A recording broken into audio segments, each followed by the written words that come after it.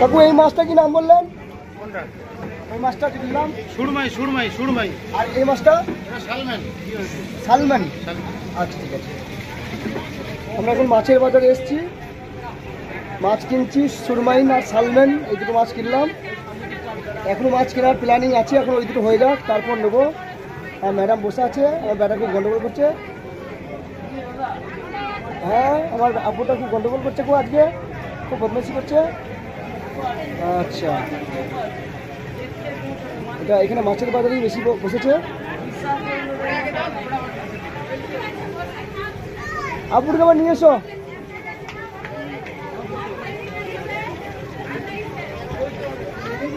আবু পালিয়ে এসছো, পালিয়ে বাবা। আবু সুরমাইন আর সালমান মাছ খাবে তো আপু? ঠিক আছে, জুতো জুতো দেখবো এখন।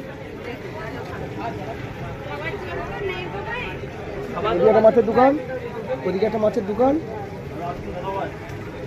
চিংড়ি নেবো, নিয়ে চিন্তা নাই, তোমার টেনশন নাই, নেবো। দাঁড়াও,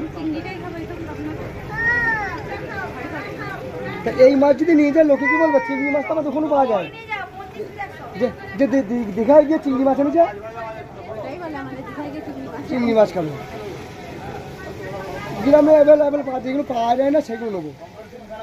এই জন্য কোথায় যাচ্ছে কথা, ছেলে ছেলে কিছু পালাবে।